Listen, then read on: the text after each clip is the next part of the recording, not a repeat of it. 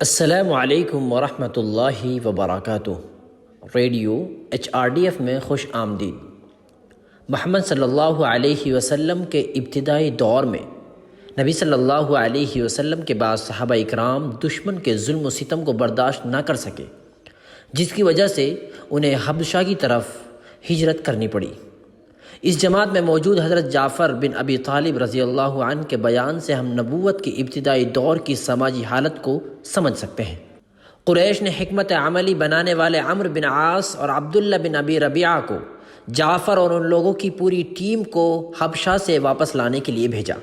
وہ قیمتی تحفے تحائف لے کر حبشہ کے بادشاہ نجاشی کے پاس پہنچے۔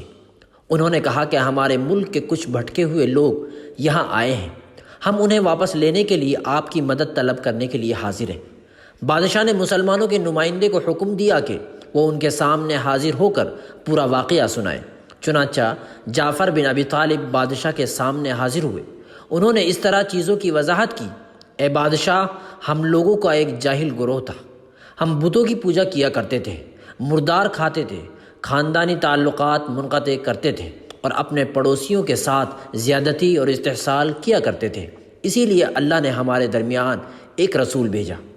ہمیں اسلام پسند قیادت کی پیروی کرنے کی ضرورت ہے، جس نے اسلام دشمنی کے الزامات کا بہت مضبوطی سے مقابلہ کیا۔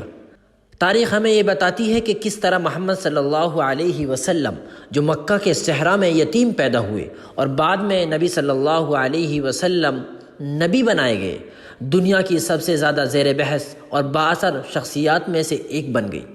ہاں، ان دنوں ایک سماجی صورتحال تھی جہاں نہ حلال و حرام کی پہچان تھی اور نیکی اور بدی کو نظر انداز کیا جاتا تھا۔ دنیا نے ایسی برائیوں سے سمجھوتا نہ کر کے ایک عظیم تہذیب کو اپنانے کی کوشش کی، اور جب ان میں سے کسی کو بیٹی کی خوشخبری سنائی جاتی ہے تو اس کا چہرہ سیاہ ہو جاتا ہے اور وہ غم سے بھرا ہوتا ہے۔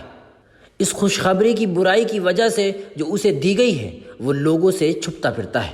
کیا ذلت کے باوجود ہی اسے رکھ چھوڑے یا اسے مٹی میں دبا دے؟ سن لو، بہت ہی برا ہے جو وہ فیصلہ کر رہے ہیں۔ اللہ تعالی ہم سب کو نبی صلی اللہ علیہ وسلم کی پیروی کرنے کی توفیق عطا فرمائے۔ ودمع يسيل على